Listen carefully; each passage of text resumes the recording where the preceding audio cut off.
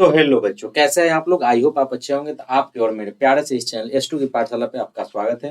तो चलिए हम लोग शुरू करने जा रहे हैं। क्या शुरू करने जा रहे हैं? तो आज हम लोग पढ़ना है मानव जनन तंत्र का, जो हम लोग अगला टॉपिक पढ़ने जा रहे थे, उस दिन नहीं कर पाए थे, तो उसी को हम लोग आज आगे पढ़ने जा रहे हैं। तो इसमें हम लोग क्या पढ़ना है? ऋतुस्राव। ऋतुस्राव क्या होता है उसके बारे में देखेंगे। इसी सब के बारे में हम लोग क्या करना है? पढ़ना है। तो हम लोग बता देते हैं कि ऋतुस्राव क्या होता है। इसका एक और भी नाम है, इसको बोलते हैं रजोधर्म। उसके बाद बोलते हैं मासिक धर्म, मासिक चक्र, और क्या बोलते हैं, ये ऋतुस्राव। ठीक है, ये सारा इसी का नाम है। इंग्लिश में बोलते हैं तो मेंस्ट्रुअल साइकिल। ठीक है, तो इसी सबको हम लोग बोलते हैं। तो देखिए आपको क्या लिखा होगा, इसको हम लोग जब देखते हैं तो क्या होता है, ये क्या है, तो ये यदि निषेचन नहीं होता है, क्या होता है, यदि निषेचन नहीं होता है तो गर्भ का जो मोटा दीवार होता है, वही क्या होता है, अंडा जो होता है, उसका जो अंडाशय से जो अंडा निकलता है वो क्या करता है, टूट कर बाहर रक्त के रूप में निकलता है। उसी को हम लोग क्या बोलते हैं सर? तो हम लोग उसी को क्या बोलेंगे? ऋतुस्राव। क्या बोलते हैं? ऋतुस्राव बोलते हैं। आपको दिख रहा होगा, नहीं ये आपको दिख रहा होगा, थोड़ा पेन लगाते हैं, ये आपको दिख रहा है। ठीक है, तो इसी के बारे में हम लोग क्या करना है सर? तो इसी के बारे में हम लोग को पढ़ना है। और ये क्या होता है, आम हम लोग देखते हैं तो ये जो साइकिल किसको बोलते हैं, तो जैसे यहाँ से कोई भी चीज है तो इसको हम जब घुमाएंगे तो क्या होगा, ऐसे जैसे यहाँ से ऐसे घुमा रहे हैं, तो ये यहाँ इस पॉइंट से आया, ये ऐसे घूमा, घूम के फिर इसी पॉइंट पर आता है, उसी को हम लोग साइकिल बोलते हैं ना। एक पीरियड बोलेंगे, यहाँ से ऐसा है, ऐसा है, फिर यहाँ आया, यहाँ से स्टार्ट हुआ, यहाँ पे आ गया। तो ये क्या होता है कि यहाँ से जब स्टार्ट होता है तो ये मंथ के पहले दिन से शुरू होगा, फिर वो क्या होगा, 28वें दिन तक खत्म हो जाएगा, फिर से शुरू होता है। तो इसी को हम लोग बोलते हैं। तो ये कितना दिन तक चलता है? तो 28 दिन तक। कितने दिन तक चलता है सर? तो 28 दिन तक चलता है। किसी किसी में हार्मोनल डिसबैलेंस में हार्मोन के निकलने के हिसाब से, उसके स्राव के हिसाब से क्या होता है, 2 दिन 3 दिन आगे पीछे होते रहता है। तो इसको हम लोग कितना मान लेंगे, 2 दिन आगे पीछे होगा। जैसे 28 है, +-2 डेज, 2 दिन प्लस जाएगा तो कितना हो जाएगा, तो 30 हो जाएगा। 2 दिन कम हो जाएगा तो 26 हो जाएगा। तो ये सब क्या होता है, ऐसे होता है। तो इसीलिए हम लोग इसका समान अवधि जो मानते हैं, क्या होता है, 2 से 28 दिन तक रहता है। ठीक है, जो होता है रक्तस्राव ना, शुरू का जो रक्तस्राव होता है, शुरू का जो रक्तस्राव होता है कितना होता है, 1 से 4 दिन या 5 दिन तक हो सकता है। किसी किसी में हार्मोन का अगर ज्यादा है तो वो ज्यादा भी हो सकता है। ये सब होता है। तो क्यों आता है ना, पीरियड्स क्यों आते हैं, तो इसी के बारे में हम लोग देख रहे हैं। तो ये क्यों आता है, तो ये क्या करता है कि एस्ट्रोजन, आप नाम सुनिएगा कि अंडाशय में क्या होता है, कौन सा हार्मोन होता है, अंडाशय में एस्ट्रोजन नाम का हार्मोन होता है। वो क्या करता है, स्रावित होता है ना, वो सेक्रेशन करता है। तो सेक्रेशन करने के दौरान क्या होता है, अंडा बाहर निकलता है। क्या होता है, मादा से अंडाशय में हर महीने जो अंडा परिपक्व होता है वो क्या करता है, बाहर निकलता है ना। जैसे ये आपको दिख रहा होगा, ऐसा अंडाशय होता है, ये अंडाशय है। एक मिनट हम आपको बताते हैं। देखिए ये रहा, ये क्या रहा, ये आपको दिख रहा होगा, ये रहा। ठीक है, यहाँ से ऐसे संरचना हो गया। ये ऐसे जो संरचना देख रहे हैं सर, ये जो आपको संरचना दिख रहा है, ये नीचे आ गया, ये क्या हो गया, नीचे योनि। ये ऊपर का जो संरचना देख रहे हैं, ये फैलोपियन ट्यूब। ये ऐसे जो संरचना देख रहे हैं, ये जो संरचना देख, यहीं पे क्या होता है, अंडा होता है ना। यही अंडाशय, सॉरी अंडाशय होता है। तो अंडाशय से ही क्या निकलेगा, यहाँ से हल्का सा छोटा सा अंडा निकलेगा। तो ये ऊपर क्या करता है, पकड़ लेता है, पकड़ के ऊपर भेजेगा। तो इधर से जब स्पर्म एंट्री करता है, तो स्पर्म एंट्री करके क्या करेगा, ये फ्लोटिंग करते हुए यहाँ आता है फ्लोपियन नलिका में। वहीं पे क्या होता है, इसका निषेचन होता है। तो यही सब जो क्रिया होता है, तो ये जब निषेचन नहीं होता है, जब यहाँ से बाहर निकलता है, तो वही जो बाद में टूट के क्या होता है, निकलता है बाहर।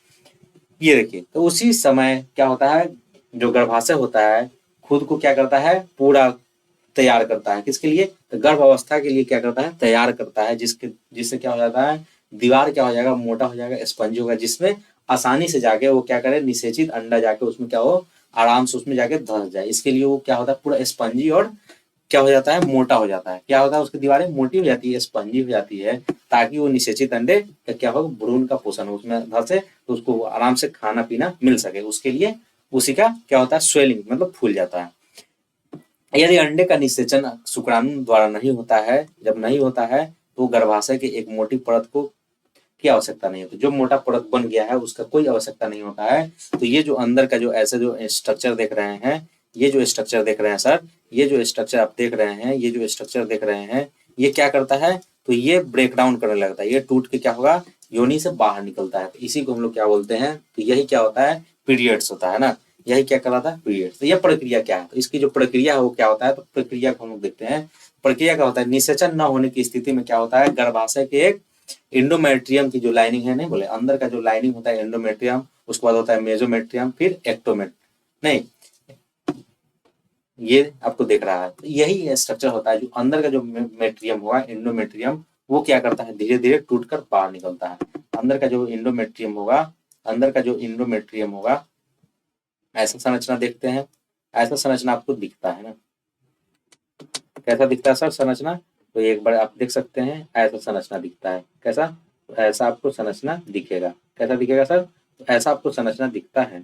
ये क्या करता है, तो ये एक मिनट भाई साहब, ऐसा संरचना आपको दिखता है, तो ये संरचना आपको दिख रहा है, ऐसा संरचना दिखता है, ठीक है, ये आपको संरचना दिख रहा होगा।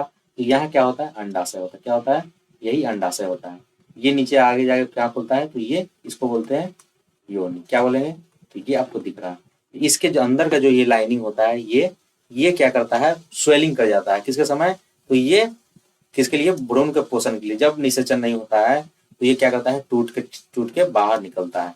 तो इसी को क्या बोलते हैं, ब्लड का फ्लो। तो कितना दिन होगा, 1 से 4 दिन तक ना, 1 से 4 दिन, 3 दिन, 5 दिन, 8 दिन तक हो सकता है, वो हार्मोन के ऊपर डिपेंड करता है। तो यही जो ये अंदर का जो लाइनिंग है, इसी को बोलते हैं एंडोमेट्रियम, क्या बोलेंगे सर, तो यही क्या होता है, एंडोमेट्रियम, अंदर का जो लाइनिंग है वही क्या करता है, टूट के बाहर निकलता है।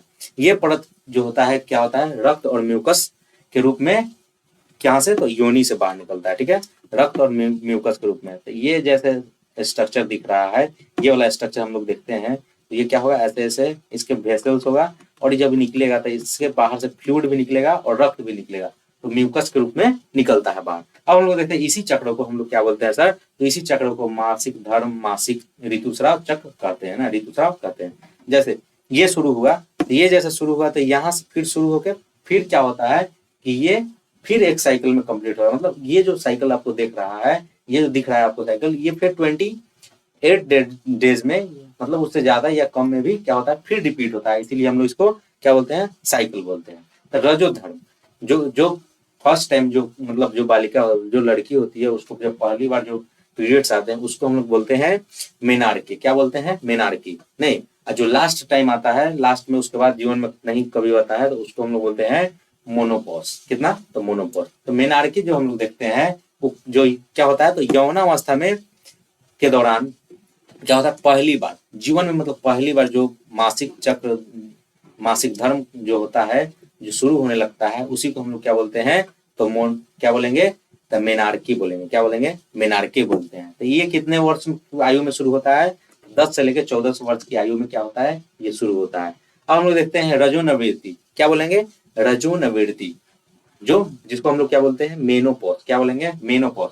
तो मेनोपॉज क्या करता है कि जब जो साइकिल, ये जो पीरियड्स हो रहा है, वो लास्ट टाइम जाके क्या हो जाता है, खत्म हो जाता है, उसके बाद जीवन में कभी नहीं होता है, तो उसी को हम लोग क्या बोलते हैं, मेनोपॉज बोलते हैं। वो कब जाके, तो मेनोपॉज, पॉज मतलब रुकना। हम लोग नहीं कहते हैं कि चल रहा है कोई वीडियो तो उसको कहते हैं पॉज कर देते, तो पॉज जो होता है उसको क्या बोलते हैं, रोक देते हैं। तो यही यहाँ तक हम लोग ये देखते हैं संरचना, इसी को क्या बोलते हैं, पॉज ना। तो इसको क्या करते हैं, तो रोक देना, यही क्या होता है, तो रोक देना, आपको दिख रहा हो।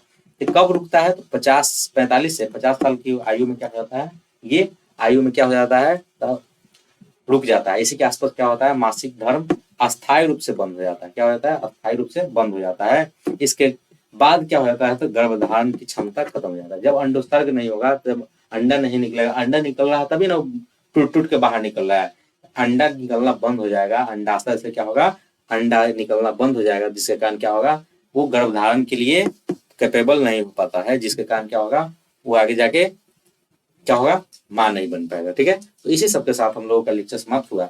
मतलब आज का लेक्चर जो बचा था टॉपिक, उसको हम लोग कवर कर लिए हैं। आप वीडियो नहीं देखे इसके पहले वाला, तो जरूर जाके देखिएगा, आपको तब ज्यादा अभी समझ में आएगा, ज्यादा अंडरस्टैंडिंग होगा। तो थैंक यू सो मच, आप इस लेक्चर को देखे उसके लिए बहुत बहुत आभार। Tata, bye bye.